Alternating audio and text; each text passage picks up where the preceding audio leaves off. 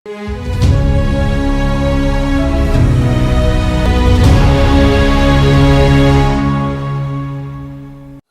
दोस्तों, राजनीति की बातों में आपका स्वागत है। मैं हूं आपका दोस्त धर्मेंद्र कंवारी और पॉलिटिक्स ऑफ चौधर के आज के वीडियो में दोस्तों हम बात करेंगे हांसी हलके की। मेरा जो गांव है कंवारी वो भी हांसी हलके में आता है, इसलिए आप लोग कह सकते हैं कि आज मैं अपने हलके की राजनीतिक इतिहास पर बात करूंगा। दोस्तों, हांसी जो विधानसभा क्षेत्र है वो 1952 के पहले चुनाव से ही अस्तित्व में है और जो पहला चुनाव यहाँ पे हुआ था उसमें कांग्रेस के लाजपत राय जी विधायक चुने गए थे। लाजपत राय जी अलकपुरा गांव के रहने वाले थे और उन्होंने इंडिपेंडेंट कैंडिडेट राम प्रसाद जी को 7600 वोटों से हराया था। 1957 में हांसी सीट डबल सीट हो गई, यानी एक सीट पर जनरल और दूसरी पर एससी विधायक चुना जाता था।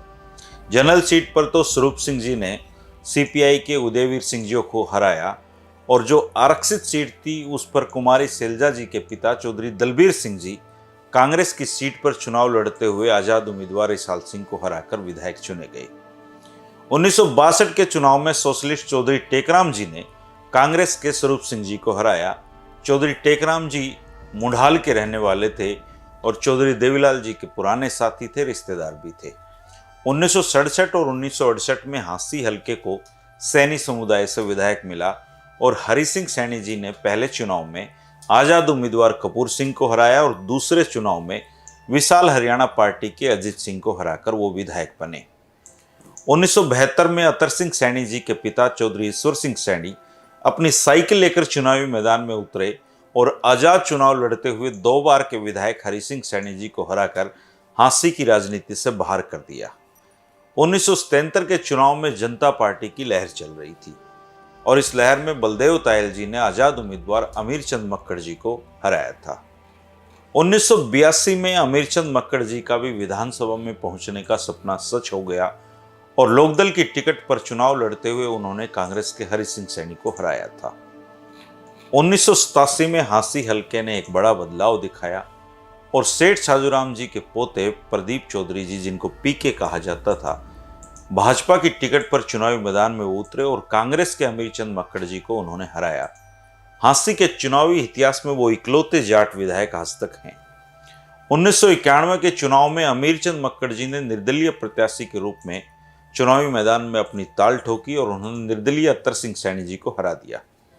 अतर सिंह सैनी जी के पिता ईश्वर सिंह सैनी जी भी हांसी के जो विधायक थे पहले रह चुके थे और 1996 में अतर सिंह जी भी विधानसभा पहुंच गए और अमीर चंद मक्कड़ जी को उन्होंने हराया था और इसके बाद वो चौधरी बंसीलाल की कैबिनेट में काफ़ी अच्छे हैवीवेट मंत्री बने। साल 2000 के चुनाव में हांसी इनेलो के रंग में रंग गई और सुभाष गोयल जी अमीर चंद मक्कड़ जी को हराकर मंत्री बने। 2005 में अमीर चंद मक्कड़ जी फिर से जीते और उन्होंने पहली बार चुनाव लड़ रहे विनोद भ्याणा जी को हराया।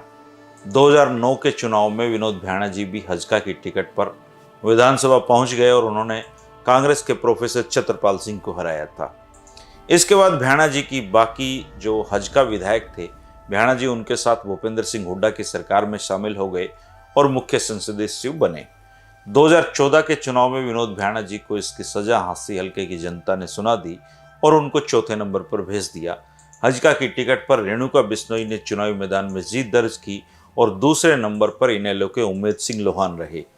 तीसरे नंबर पर भाजपा के प्रोफेसर छत्रपाल सिंह थे। 2019 के चुनाव में विनोद भ्याणा जी ने वापसी की, लेकिन भाजपा की टिकट पर और जनता ने उनको माफ भी कर दिया था, इसलिए वो फिर से विधानसभा में पहुंच गए हैं।